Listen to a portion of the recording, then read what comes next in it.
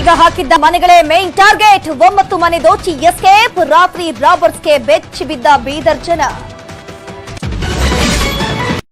6 ಮಂದಿ ಮಧ್ಯರಾತ್ರಿ ಊರೊಳಗೆ ಬಂದ್ರೆ ಬೇಟೆ ಕಾಯಂ ಅಂತಾನೆ. ಬೀಗ ಹಾಕಿದ್ದ ಮನೆಗಳನ್ನೇ ಟಾರ್ಗೆಟ್ ಮಾಡೋ ಖದೀಮರು ಲಕ್ಷ ದೋಚಿದ್ದಾರೆ. ಒಂದೇ ರಾತ್ರಿ 3 ಊರಲ್ಲಿ ಕೈ ಚಳಕ ತೋರಿಸಿದ್ದಾರೆ.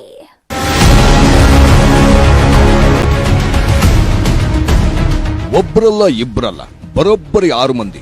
ಇಬ್ಬರು ಬೈಕ್ ಆಫ್ ಮಾಡ್ಕೊಂಡು ತಳ್ಳುತ್ತಾ ಬಂದ್ರೆ ಉಳಿದ 4 ಯಾವ ಮನೆಗೆ ಹೋಗೋದು, ಯಾರ ಮನೆಗೆ ಕನ್ನ ಹಾಕೋದು ಅಂತ ಸ್ಕೆಚ್ ಹಾಕ್ತಾರೆ. ಒಂಟಿ ಮನೆ ಅಥವಾ ಬೀಗ ಹಾಕಿದ ಮನೆ ಕಣ್ಣಿಗೆ ಬಿದ್ರೆ ಮುಗಿದೇ ಹೋಯ್ತು. ಕ್ಷಣ ಮಾತ್ರದಲ್ಲಿ ಮನೆಗೆ ನುಗ್ಗಿ ಸಿಕ್ಕಿದ್ದನ್ನೆಲ್ಲ ದೋಚ್ಕೊಂಡು ಹೋಗ್ತಾರೆ.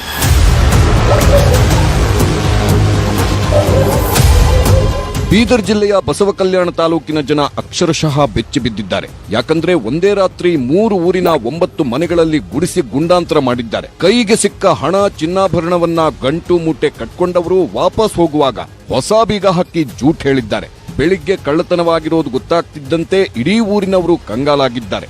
ಮನೆಗೆ ಬೀಗ ಹಾಕಿದೆ, ಆದ್ರೂ ಕಳ್ಳತನವಾಗಿದೆ, ನಿಮ್ಮ ಎಚ್ಚರಿಕೆಯಲ್ಲಿ ನೀವಿರಿ ಅಂತ ಊರೂರಲ್ಲೂ ಡಂಗುರ ಸಾರಿಸುತ್ತಿದ್ದಾರೆ.